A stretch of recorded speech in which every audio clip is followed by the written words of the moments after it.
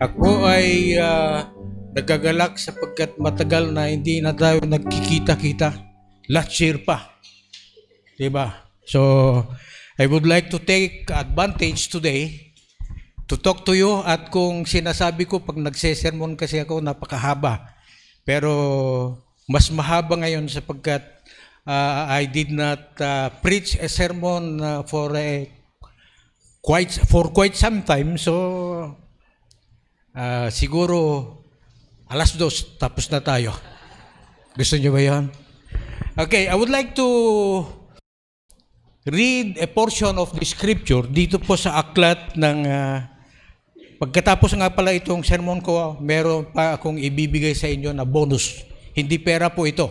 Pero pag ito ay kukunin nyo itong last part of my speaking, ay pag kukunin nyo ang mga sasabihin ko sa inyo, para kayong nakahukay ng ginto. Amen? Okay. Sa Isaiah chapter 43 verse 18 to 19, sabi niya dito na forget the former things. Do not dwell on the past. Can't you see? I am doing a new thing. Now it springs up. Don't you perceive it? I am making a way in the wilderness and streams in the wasteland. Sabi niya rito, itagalog ko, kalimutan na ninyo ang mga bagay-bagay. Huwag kayong manatili sa mga nakaraan.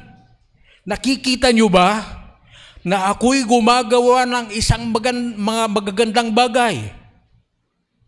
Ito ay sumisibol. Di niyo ba nakikita? Di niyo ba na tatansya?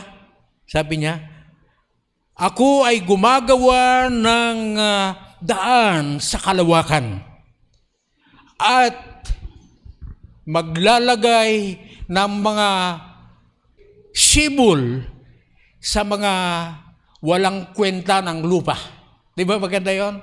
Ito ay, I think I preached these sermons for a long time, pero itong andito na tayo dito na kami sa Angeles ay first time na ito. Ito na naman. So maybe I will be speaking to you about forgetting the former things. Alam nyo, mahirap kung minsan ang lumimot, lalo na kung mga bagay na magaganda, di ba?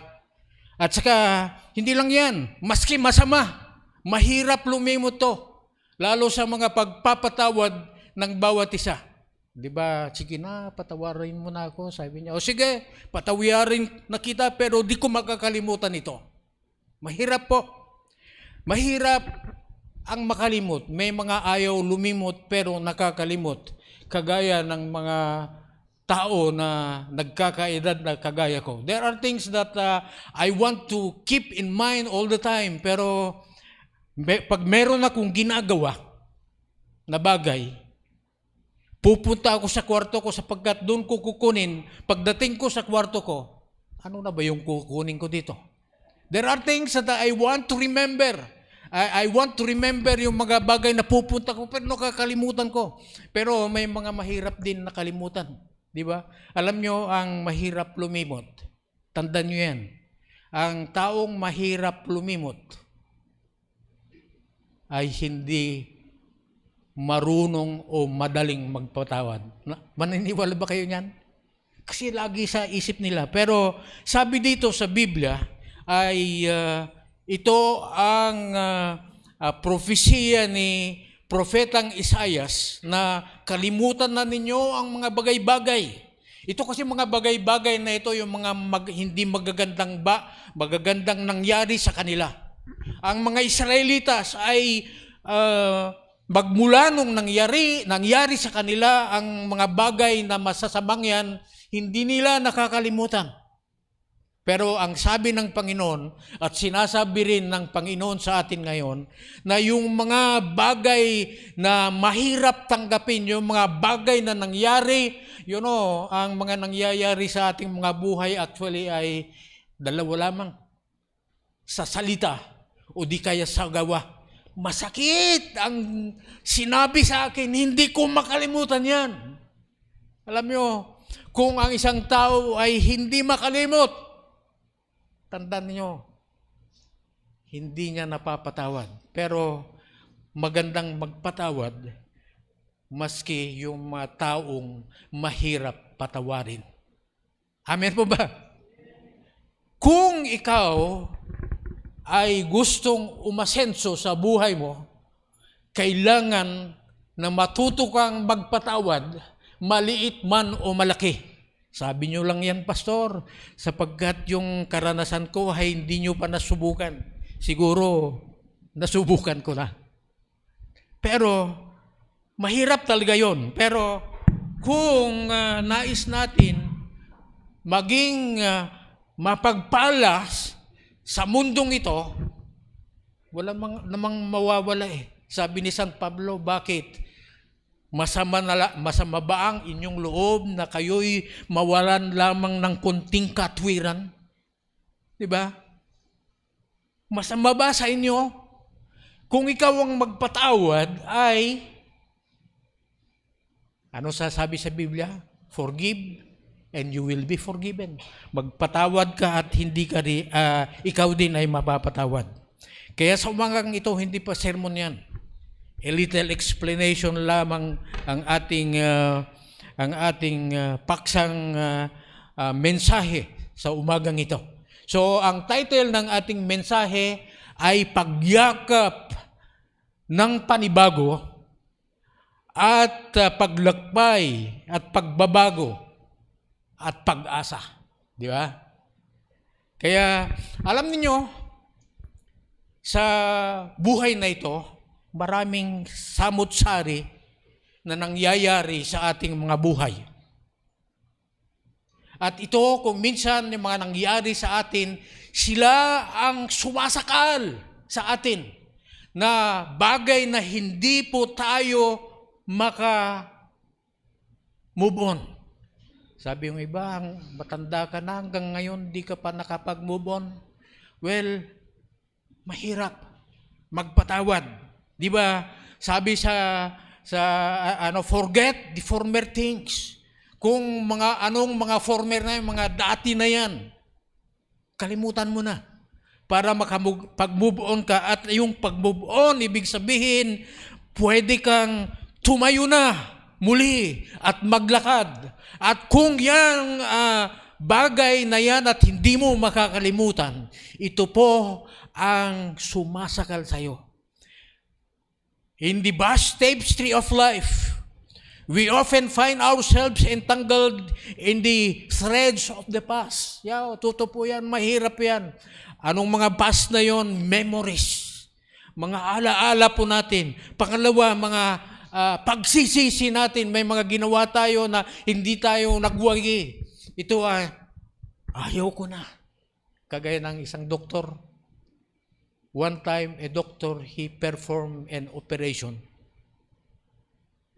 Pero alam niyo bang nangyari? Namatay yung inopera niya. Ang sabi niya, bakit? Hindi siya makapag-move on. From that time on, he forgot about his career as a doctor. Hindi makapag-move on. Pero one time, sa kanyang pagbibiyahe sa loob ng isang tren, ay merong isang babae na nanganak sa tren. At nobody is going to take care of her.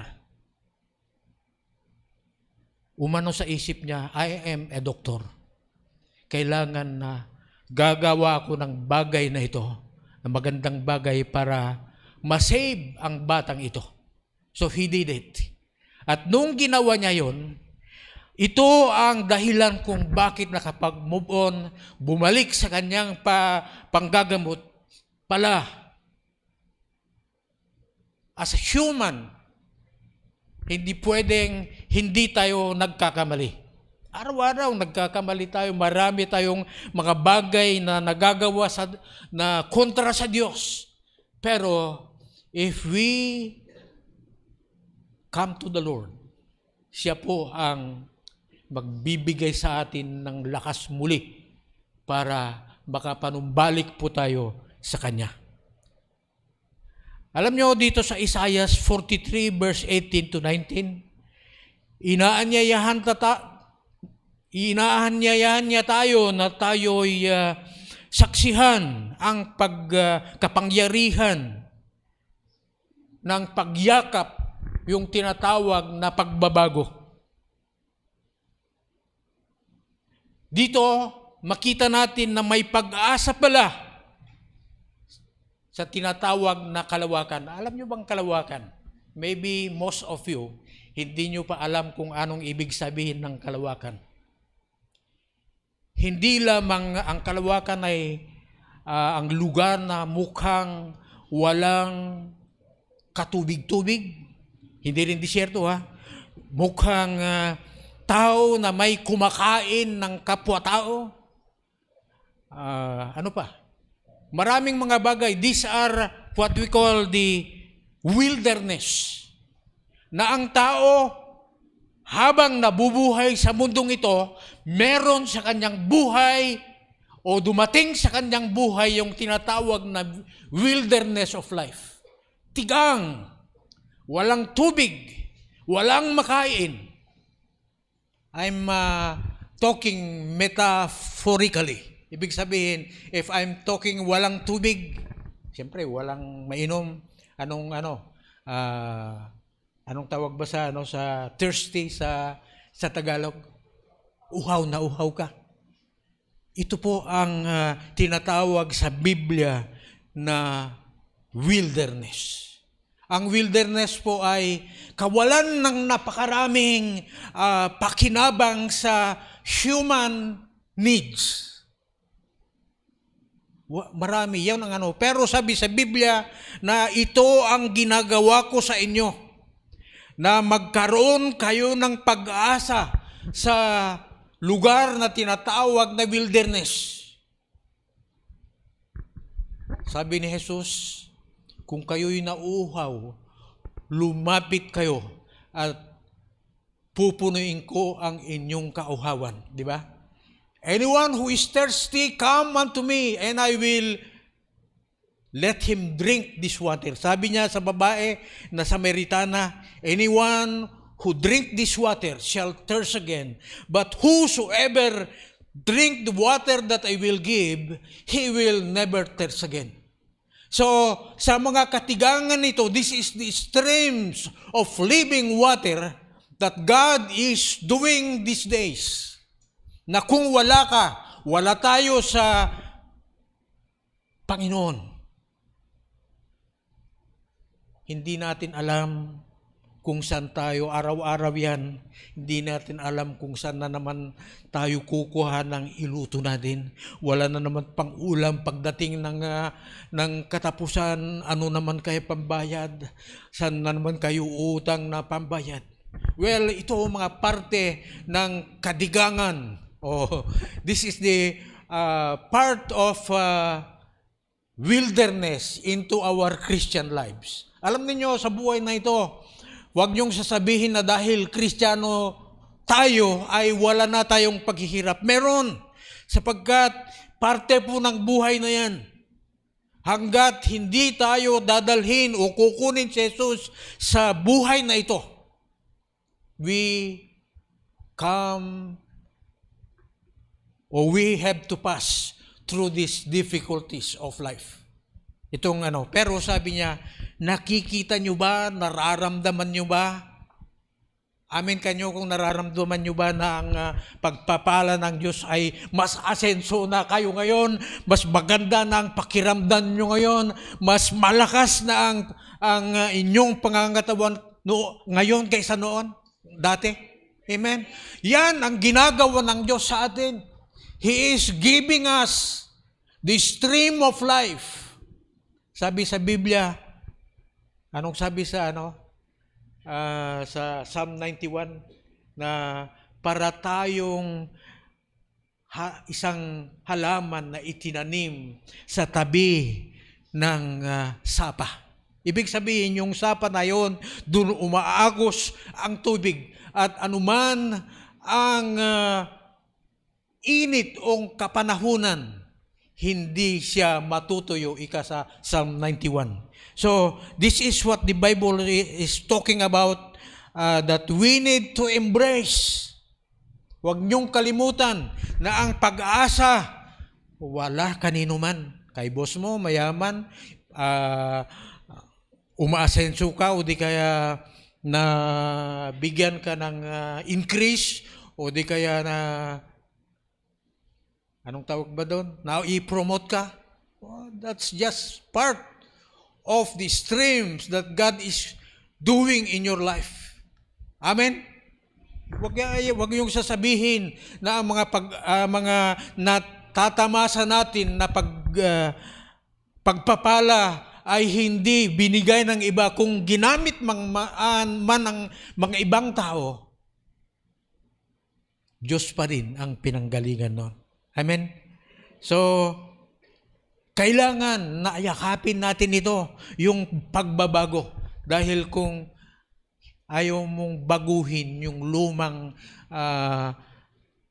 mindset mo, ikaw ay mahirapan. Alam nyo ba, ang pagbabago ng mindset ay huwag na sana tayong manatili kung ikaw ay magsasaka na magbubungkal ka lamang ng lupa ganyan para taniman mo. Kung meron kang pwedeng gamitin na mga makinarya para magbukid, di ba mas madali? Di ba nung araw, yung iba, sayang yung typewriter kong yan eh. Mahal na mahal kong yan. Maraming kinita niyan. Pero ngayon hindi na. Sabihin mo lang, itatype na niya. Di ba?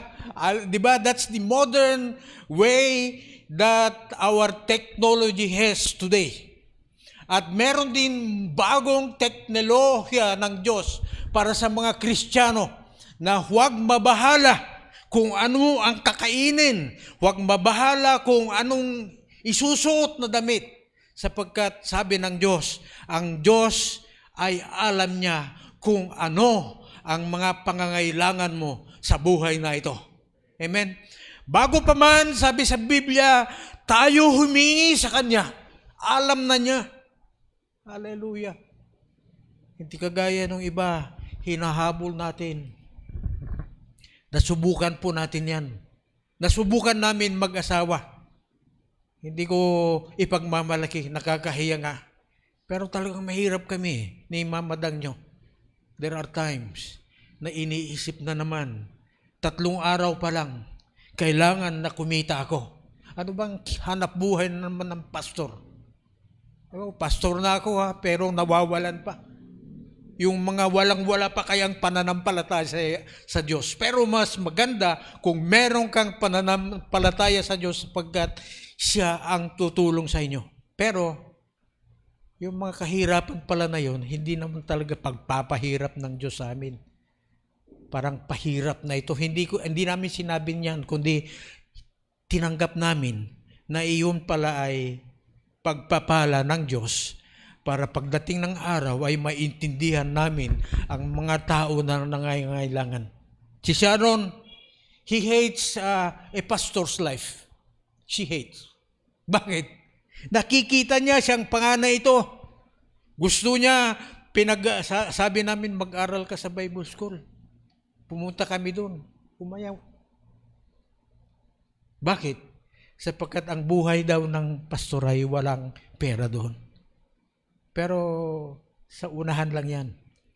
When God has already through with you sa pagsubok, that's the time na maintindihan mo ang kabutihan ng Diyos.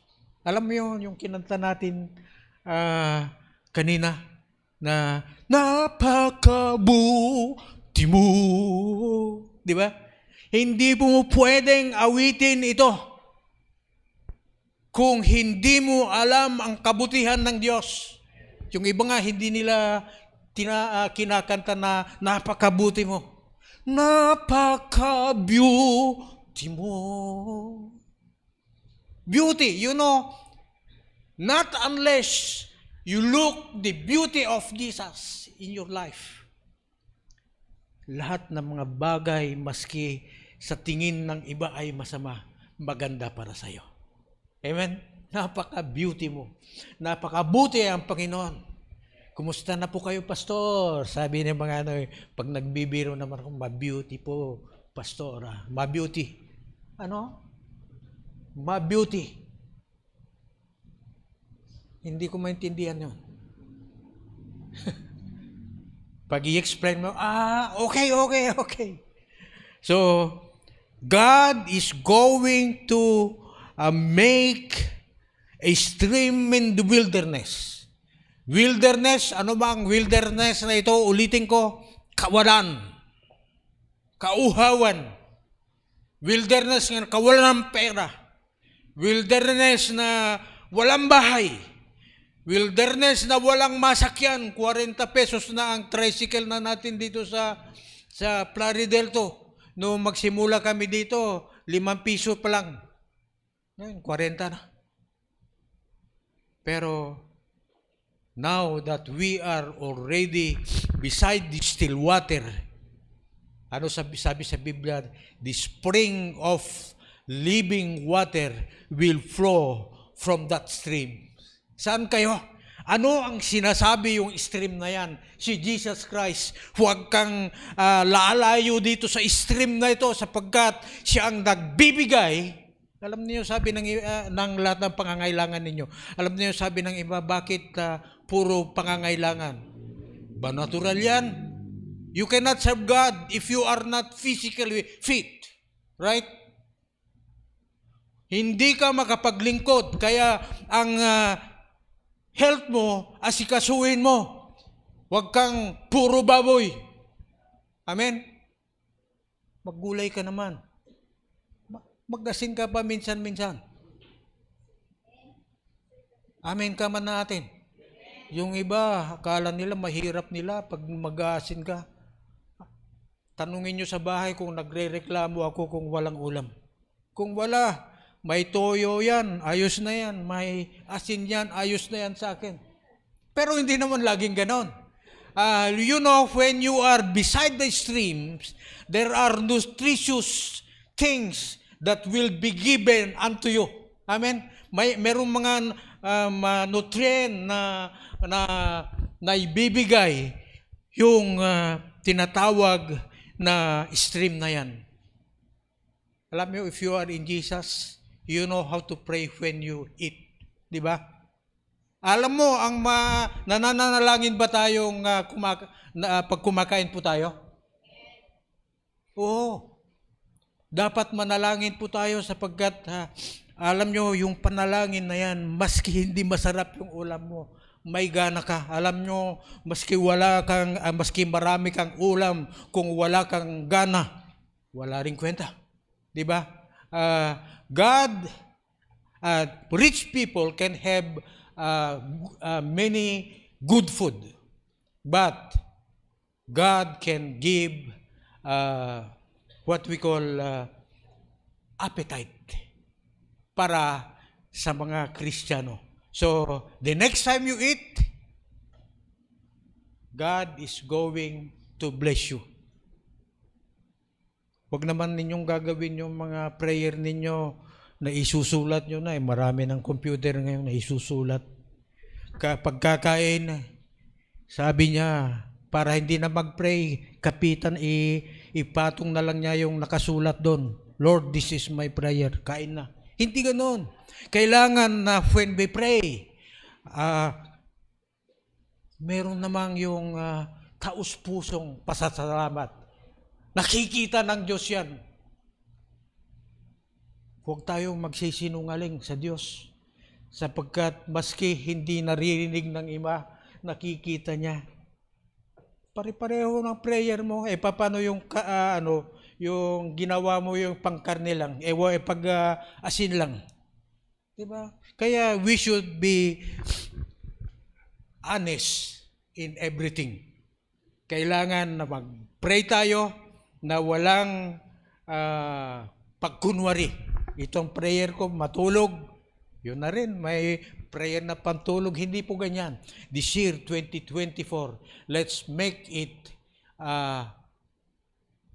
let's be honest in everything we do. Amen po ba? When we come to church, huwag mong sasabihin, nakakahiya naman kay pastor kaya pupunta ako. Sabagay, hindi naman ako, na ako ang pastor nyo, si Pastor, Pastor Alna. Although pastor pa rin ako, pero kailangan na pupunta tayo o gagawin natin lahat ng mga bagay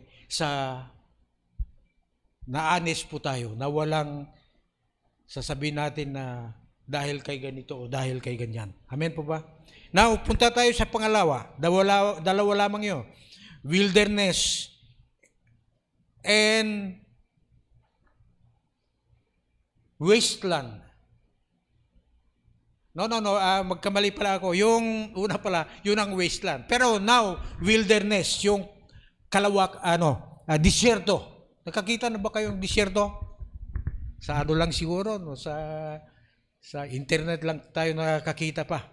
Kung wala pang napunta sa Saudi o sa Amerika, basta somewhere in the Arabian nations, ay may mga wilderness dyan. I've been to Saudi Arabia at alam ko ang wilderness na tinatawag, puro buhangin po yan, wala kang magkikitang green na halaman. Puro buhangin. At pag nagbibiyahe ko I experience traveling 1,400 kilometers. Magmula ng alas 4 ng umaga hanggang alas 7 ng gabi. Yan ang biyahe ko. From east to west of Saudi Arabia. Sa Tabuk. Hindi sa Tabuk Mountain Province, Tabuk, Saudi Arabia. Na kung saan yung lugar na yon ay alas 8 pa lang, parang alas 2 pa lang. Yeah, di ba?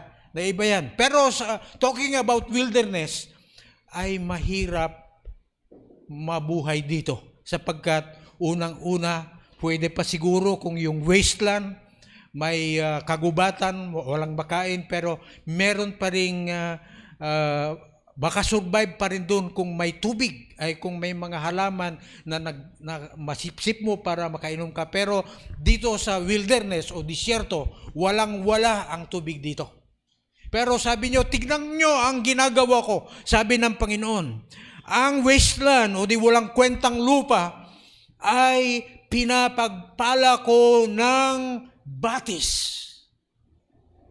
Amen? At ito naman ay wasteland na tinatawag. Disyerto. Ano ang sabi ng Panginoon? God is giving a stream of renewal in the wilderness. Stream of renewal. Biro mo, mahirap talagang mabuhay doon. Pero sa buhay na ito, ang buhay natin, marami tayong disyerto. Disyerto ay walang tubig. Pero alam nyo ba na ang bagay na nakita ko sa disyerto, may ahas ba doon o wala? Sa palagay nyo? Meron? Wala? Meron. Pero ang mga ahas doon sa disyerto, hindi ganito ang takbo. Pahalang. Yan na, napansin ko yan. Sabi ko, nakakatakot pala dito sa disyerto. May mga ahas lumalabas na lang kusa. Lalo kung meron silang mga hinahabol na kakainin. So sabi sa Biblia na God is going to give us hope in the wilderness. Merong pag-asa rito. Alam niyo, sa lumang tipan, mga anak ng yung mga Israelitas ay dumating ang panahon na wala na silang mainom. Walang mainom. Sabi nila, bakit mo kami dinala dito sa disyerto na walang mainom? Ba't nyo kami dinala dito para mamatay sa disyertong ito? Pero sabi ni, hindi nila alam na yung mga panahon na yon, merong rock, hindi bato. May pagkaiba yung rock at saka bato. Yung rock, malaking bato. Hindi nila alam na halimbawa ito yung maraming mga Israelitas yan, libo-libo yan. Pero at the back, merong sumusunod sa kanila, gumugulong kusa na malaking rock. Ay no, malaki, rock na pa nga malaki pa. Malaking bato. Diba? Walang nakakapansin. Yung bato na gumugulong na sumusunod sa kanila, walang nakakapansin dahil andun sa bandang likuran. Sabi sa Biblia na yung batong yaon, si Jesus pala yon. Kaya huwag niyong sabihin na si Kristo ay lumabas lamang nung ipinanganak dito sa mundong ito. Hindi. Jesus has been existing ever since the foundations of the world. And when these Israelites were passing through the wilderness, nandun siya, gumugulong. At nung mawalan na silang pag-asa, mawalan, ito ay kusang lumapit kay Moses. Sabi niya, magsalita ka lamang ng isang sasalita at magbibigay ng tubig ang batong yan. Ang sabi ng Panginoon sa kanya. At yun, nung sinabi niya, dahil galit na galit hindi niya sinabi ang salita lamang, kundi dahil galit na galit, tinusok na yung bato. At yung bato, nung nabutas yung bato, grabe naman yung panusok niya, bato. Lumabas ang tubig. And all of those who came near the rock, nakainom po sila. Amen. Sa year na ito, 2024, huwag niyong iiwan ang batong ito.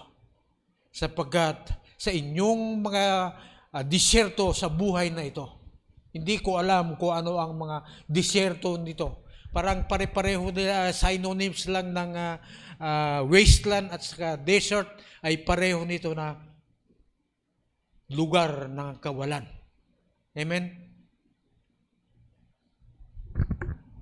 Huwag nating kalilimutan yung bato na ito, si Kristo. Sabi ni Jesus, panghuli dito, bago tayo mapunta sa ating tinatawag na bonus na ibibigay ko sa inyo. I have come. Ito ang sabi ni Jesus. I have come that you might have life. And that you might have it more abundantly. Ako ay pumunta rito para magkaroon kayo ng buhay. Ang hindi sinasabi ng Biblia na when we receive the Lord, we are already saved. And that's all. Hindi. I have come that you might have life. Yung tumanggap kay Jesus, kailangan na mabuhay ito para siya ay mapaglingkuran si Jesus mismo. Amen? I have come that you might have life. Kung wala nito, ang nabubuhay ka man, ay ikaw ay buhay na patay. Sabi sa Biblia na maraming buhay naglalakad sa kalsada, pumupunta sa simbahan, pero sila ay mga patay. Anong ibig sabihin nito? Ni San Pablo ay itong mga tao na walang tunay na pagkakilala kay Jesucristo. Amen? Huwag niyong iiwan ito. God is no longer rolling a stone in your life, but because you have received Him already in your heart, kailangan na panatiliin nyo na, hindi na sumusunod dito, dala-dala ninyo wherever you go. Amen? Medyo malalim yata yung mga banat ko doon. Pero totoo po yun. Si Jesus, ang ating pag-asa lamang. 2024 is the beginning of year for us to embrace yung pagbabagong ito. Kung gusto mong pagbabago, hindi mo mababago ang buhay mo mismo. Kailangan mo si Jesus. Sabi sa Biblia, lahat ng tumanggap sa Kanya ay binigyan niya sila ng karapatan na maging anak ng Diyos. Lahat ng tumanggap sa Kanya. At ito ang sasabihin ko sa inyo, walang anak ng Diyos na magkukulang. Because the Bible says, God, my God shall supply all her needs, all His needs, according to His riches in heaven. Amen po ba? Ito po ang pangako na binibigay o ibibigay habang panahon hanggang kukunin tayo ni Jesus. Itong buhay na walang hanggan. Ulitin ko, huwag nating kaligtaan ang ating mga buhay na alagahan sapagkat ito ang mga templo ng Espiritu Santo at kung sirain natin ito, kumain ka ng kumain ng masasarap, sobrang sarap.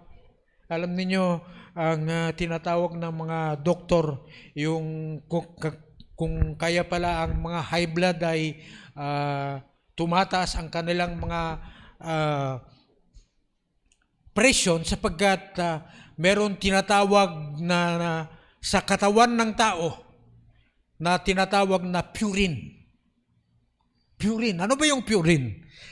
Sinaleksiko ito, yung ibig sabihin yung purine. Ito pala ang mga masasarap na resulta ng mga kinain mong masasarap noon. At ito ang causes ng hypertension. That unless it will be, kung hindi mo maagapan nito, mamamatay ka. Asikasuhin mo ang buhay mo. I would like you to live hanggat maaari magkakasama tayo ng matagal. Amen? Alam niyo, nung pagpunta nyo rito, maalala ko maraming mga tao na mamamatay na sila. Sabi nila, grabe, kung kilala nyo si Pastor Joey Milarbis, siya ang unang inatake. Pero ngayon, buhay pa. Sabi niya, Merry Christmas, Pastor. Happy New Year. Nagpe-Facebook pa rin, although hindi na makalakad, pero gumagana pa rin ang utak niya ng matino. Amen. Meron yung mga tao na hindi inaakala na mamamatay na. Malakas pero patay na sila. Di ba? Let's be thankful. Let's sing the song. Mamaya, bago akong matapos, yung kantang Thank You Lord kay Dan Moen. Pero tapos na po ako itong I would like you to give a bonus. Hindi pera po ito. Kaya let's start it. Ayan. How to be successful this year 2024. Di ba bonus? Paano maging matagumpay sa taong 2024? Ang katagumpayan ay hindi po ito tinatawag na dumarating na lamang. Merong kang bagay na gagawin para ikaw ay makamtan mo yung success ng year 2024. Bakit ko naman sinasabi ito? Because I want everybody to be successful this year. Amen po ba? Matagal na pinagkait ng mga kaalaman na ito. How? Yan ang katanungan. Number 2, sunod. Ito ang mga 10 kaugalian ng mga matataas ang success nila ng mga tao. Is that my right, 10 habits of highly successful people. Number 1, organization. Alam niyo, kung gusto nyo maging successful sa taong ito, dapat marunong kang mag-organize. Una, sa sarili mo. Hindi ka aasenso kung hindi ka marunong mag-organize. Meron kang ang bahay na ibinigay sa iyo, pero ibinigay na magmula nung ibinigay na sa iyo, hindi mo na inaayos. Parang ang Diyos din, binigyan ka ng buhay mo pero hindi mo inayos. You do not love organization. Pero yung mga tao na successful ay marunong silang mag-organize sa sarili. Alam niyo, nakikita ko, napapansin ko dito sa ating barangay. Ewan ko kung sa loob ng bahay nila ay malinis. Sa harap ng bahay nila, sa kalsada mismo, salasalabat mga tricycle, salasalabat mga kung ano ang nakalagay doon. Maglalagay na lang ng bato para tungtungan nila punta sa bahay nila, pwede naman nawalisan yon. They don't know how to organize because they do not know. If you know how to organize, honesty, cleanliness is next to godliness. Pero hindi. Kung ano ang itsura mo, ganun din ang kalooban mo. Paano, pastor, kung wala akong damit? Nakikita pa rin. Yung kung wala kang may damit na magaganda, makikita pa rin kung if you are well organized. Amen? Kaya ang well organized, marunong maglista. Halimbawa, gusto mong mag-business. Pastor, gusto kong mag-business. Kaya lang walang pera. Sabi ko naman, kung bibigyan kita ng 1 million. Halimbawa lang wala akong 1 million. Kung bibigyan kita ng 1 million, anong business ang gusto mong gagawin? Alam mo sabi? Isipin ko muna. Walang organization. If you've been planning for a business, you should have an organization right now. At ilista mo kung ano mga gagawin mo kung sakali magkaroon ka. Paano kung magkaroon ka this year? If you don't know how to organize yourself, your house, your family, you cannot organize anything. Next. Ang tao na successful na tao ay marunong mag-relax.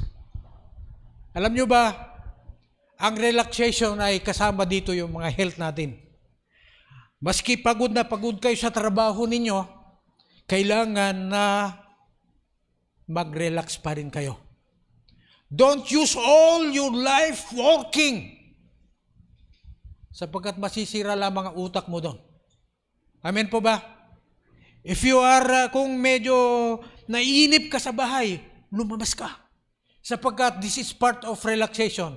If you don't have relaxation in mind, alam niyo, ako mismo, maski sa mga ginagawa ko, kung hindi ko magawa-gawa, labas muna ako. Mag-relax. Alam niyo, mamaya, alis ako, mag-relax na naman ako. I'm going to Pangasinan after this service. At alam ko na pagbalik ko, mayroong mas malinaw na naman ang aking mga isipan at mas marami akong magagawa. If you know how to relax. Relax, mag-exercise ka rin. Dahil pag hindi ka mag-exercise, mamamatay ka. Ika nila na sa Biblia, exercise is in the Bible. Sabi ni San Pablo, exercise profits a little. Meron. Ibig sabihin na merong pakinabang din sa pag-exercise. Kaya mag-relax ka. Next. Kailangan din na kung gusto mo maging successful, kailangan din na pakita mo ang use yourself. Yung ikaw ay totoo, be yourself. Being yourself. Pero be yourself. Ibig sabihin na yung iba, yung mga kilala ko na babaero, Babaero, very bad words, no? Bakit ka naman babae ng babae, meron ka ng asawa? Sabi nila, tinetesting ko lang kung tunay akong lalaki. Pero mo, sa dami-dami ng babae, sinasabi pa, titignan daw kung tunay na lalaki. Hindi niya alam ang sarili niya. Di ba? Yung iba, hindi ko maintindihan kung lalaki ako o babae ko. Mahirap yung hindi mo kilala mismo ang sarili mo. So, you should know yourself. Ibig sabihin, being yourself is to know yourself. Alam mo kung alam mo ang mga sunod-sunod na gagawin mo sa buhay nito para maging successful ka kung alam mo ang sarili mo. Baka naman mag-business ka mas malaki pa yung gagastusin mo kaysa yung kinikita mo. Dahil hindi mo alam ang sarili mo. Next. Ang maging successful ito ay laging pag-aaral. Ang Kristiyano, kailangan din ng laging nag-aaral. Hindi dahil tumanggap ka na ay ayos na yon. Kailangan na pag-aralan mo ang salita ng Diyos sapagkat kung hindi mo na pag-aralan ng salita ng Diyos, hindi makakapangusap ang Diyos sa iyo. Naniniwala ba kayo dyan? Ano ang sasabihin ng sa iyo ng Diyos? Kasi ibinigay na sa atin. Hindi na kagaya ko na nagsasalita, naririnig nyo ito. Pero ang Diyos, ang salita ng Diyos is in the Bible. So when we read the Bible, God is talking to us. Amen? And if we pray, we are talking to Him. Pero when He answers from His Word. Amen? So, continuous learning. Kung ikaw naman ay wala kang alaman, Pastor, gusto ko sana ang maging ganito, pero wala kong alam. Alam niyo, hindi na mahirap ngayon ang mag-aral. Amen? Siguro kung nung araw ay bata pa ako, kagaya ng kabata ninyo, mas matalino ako. Hindi naman ako matalino. Sorry. Mas marami akong alam. Sana. Sapagkat marami tayong source of learning in the internet. Tingnan mo lang yung maganda. Pwede kang matuto. Yung iba, ang natututunan lang nila, TikTok. Mag-likes. Dapat kailangan din na meron kaning maipamahagi sa internet, libre yan na pakinabang ng iba. Huwag lang yung sarili mo. Yung iba nakikinabang, liban sa nakikinabang ng iba, sila din mismo nakikinabang dahil may pera sila. Amen po ba? So, continuous learning. Maraming itong learning na ito. Kung ano man, mag-aral kayo ng Biblia. Sabi niya, meron akong ipinos minsan na magmula daw nung tayo ipinanganak na nagsimula na tayong mag-aral at ito ay hindi hihinto hanggat di tayo mamamatay. So, that's a continuous learning. Next. Ngayon, kung gusto nyo mag-business o kung ano man ang gusto nyo gawin, gusto nyo magtayo ng church, gusto nyong lalaki ang inyong simbahan, gusto nyong maging pastor din, kailangan na gagawa ka ng goal mo. Hindi mahirap kung itagalog ito. You have to set your goals. Alam nyo ba, ang goals is just like a focus. Kung wala kang focus sa bagay na gusto mong gagawin, walang kwenta. Kailangan pag nakafocus ka, yun lang ang titignan mo na pagkatapos ng taon na ito, pagkatapos ng taon na yan, ganyan-ganyan, set your goals. At yung pag-set ng goals na yan, paglagay ng mga pangitain na yan, ay kailangan na ilaan mo ang mga gagawin mo. Madali naman magsulat di ba? Isulat mo. Yung iba, New Year's resolution daw. Nag-set na sila ng goal nila. First day, January 1, ginagawa pa. Pangalawa, medyo alanganin na. Pangalawa, wala na. Because they did not set the goal. You can accomplish your New Year's resolutions alone if you set your goals. Amen po ba? If you set a business goals, if you set whatever things that you want to do. you need to set your goals. Next. Kailangan na consistent. Ano bang consistent? Hindi lulubog, hindi lilitaw. Ibig sabihin, kung gusto mong maging Kristiyano, you come to church without being told. Amen? If you want to read your Bible every day. Because reading the Bible is necessary because the Bible is the words of God. In other words, ang Biblia ito ay tinapay ng buhay. Kung di ka na kumakain, mamamatay ka, sigurado ako. Ako rin. Kaya, nung araw, kaya humaba ng buhay ng konti si biyanang ko dati. Dahil mami, sabi niya, ba't kayo di kakain? Sabi niya masakit ng tiyan ko Mas lalong sasakit kung hindi nyo kakargahan yung tiyan nyo. Maski konti-konti lang. Kain kayo. Humaba ng buhay ang nanay, di ba? So, parang ang buhay ng Kristiyano, mamamatay din kung hindi nagbabasa ng Biblia. Yung naririnig nyo na sermon sa Sunday, it's not enough. You have to eat your own bread every day. Hindi ka nabibili ng Biblia mo. You just i-download mo. Sinong may cellphone dito, pakitaas ang kamay. Be honest. Pakitaas. Huwag nyo ibababa mo na para makita ko. Hindi may tumataas Hindi ko nakikita. Yan, tayo lahat. Di ba? So, if you have your cellphone, i-download nyo doon. Madaling magbasa. Libre ang mga apps para pwede nating basahin ang salita ng Diyos. At kung hindi tayo, ang consistent ay merong steady. Hindi yung tinatawag kasi sa mga Ilocano ay lulubog, lilitaw. Hindi ganun ang Kristiyano. Kailangan lagi tayong nakalitaw. Dahil ang Kristiyano should always be on top. Amen po ba? We should always be on top. Hindi yung, ba't wala si ganito? Wala akong tinitira doon. Pero, hindi sumunod sa ito. Ewan ko. Di ko na nakikita. Pero, today, or this year is 2024. Ang mga bagay na ginawa, nangyari mga nakarang taon, kwentahin mo yan. Kung ano ang maganda.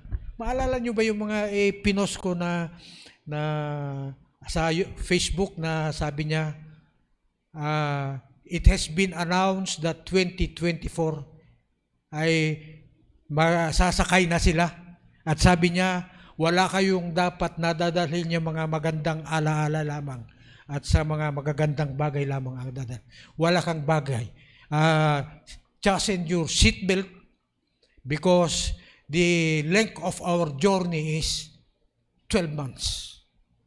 2024. Ibig sabihin, we should be consistent in everything we do. Kung mag-business ka, kung mag-pastor ka, kung mag-aral ka, kung magtrabaho ka. May mga iba nga dyan may trabaho. Pero pagdating ng Biyernes, lasing. Sabado, lasing. Biyernes ng gabi, lasing. Ganon din sa Sabado. Linggo. Lunes, hindi na makapasok. Hanggang Martes, tatanggalin. Hindi ka consistent. Kailangan anuman ang gagawin mo, tuloy-tuloy po yan. Next. Time management. Alam niyo ang time ay laging nandyan. Pero, bawat isa sa atin ay meron tayong time na ibinigay ng Diyos. Alam niyo ba yon? Do you know that God has given us a personal time to be in this world? Hindi ko masasabi yan kung kailan tayo mamamatay. Hindi ko alam kung kailan din ako mamamatay. But one thing I know, God has given us allotted time. Ang tawag doon. God has allotted time for each and every one of us. So, kailangan na i-manage po natin ang mga yan. Huwag nating gagawin, ito yung tinatawag na Ano bang yung ibang sarili yung time management? Baliwala lang. Bukas na yan. Bukas na yan. Manyana, meron pang isa. Manyana habit. Yung imbes na gawin mo ngayon, hindi na babalik yung time mo na ito. Halimbawa, it's good thing you came over this morning because this morning, it will not return again. Amen? Hindi na babalik yan. Kayo yung narinig nyo ngayon, hindi na babalik yan. Yung oras mo ngayon. Sapagkat, kung hindi tayo marunong mag-manage ang ating oras, wala tayong magagawa. Wala tayong ma-accomplish sa buhay na ito. Use your time wisely. Amen po ba? Kung meron kang anak na asikasuin at kailangan na asikasuin mo, give your time there. Kung gusto mong magtrabaho, concentrate there. Diba? Huwag yung ayaw kong magtrabaho muna ngayon. Maski pwede kang magtrabaho kung umalis ka na, lalo kung di ka nag-resign. Mga bata pala kung kayo nagtatrabaho, when you leave your company, always file your resignation. And you give what particular reasons why you are resigning. Why? Sapagkat pwede ka pang bumalik. Pero pag umayaw ka na, ayaw mo na, sa susunod kung akong manager, akong may-ari ng kumpanya, hindi na kita tatanggapin. Dahil alam ko na hindi nakafix ang utak mo, ang mga oras mo. Meron pa? Meron pa ba? Ito self-care. Ito ang sinasabi ko kanina na walang kwenta lahat ng mga bagay kung hindi ka malusog. Amen po ba? Makapaghanap buhay ka ba? Makapag-alaga ka ba? Makatayo ka ba kung wala kang pag-alaga sa inyong sarili? Take care of yourself. Amen po ba? Pwede kong sasabihin yan dahil magse-73 na ako. 2 taon pa. This year, after this year, 2 taon pa, passing grade na ako. Kayo, kung lumpasan nyo ako, mas masaya pa ako. So, you need to take care of yourself. Adaptability. Marami-rami yan Adaptability. Ang ibig sabihin ng adaptability ay pwede mong sanayin ng mga bagay na hindi mo, yung iba kasi, hindi ako sanay dyan na magpuyat. Hindi ako makapagtrabaho yan. Kailangan na pwede ka ring magpuyat. Ako, pwede akong matulog sa magandang malalambot na kutsyon. Pwede mo rin akong patulugin sa silong ng mangga. You know what I mean? That's adaptability. You have to adapt yourself in everything in order that you will become successful in everything you do in this world. Amen? Next, basta. Okay, networking and building a relationship. Alam nyo ba ang networking? Alam nyo, ang 10,000 ay mahirap ipunin ito kung mag-isa mo. Pero pag meron kang networking is a group of people to help one with another, is that kung sasabihin mo na, bro, pakitulong mo ako dito. Pakitulong mo ako dyan. Yung 10,000 mo, 10,000 na i-raise mo, sandali lang yan. Meron akong masugid na taga-sunod sa aking mga ipinopost sa Facebook. Sabi niya, can you help me to raise this money? 10,000. Nakita ko yung ano niya kanina ay naka-raise siya ng 10,000. Mga papiso-piso lang. Di ba? That's not working.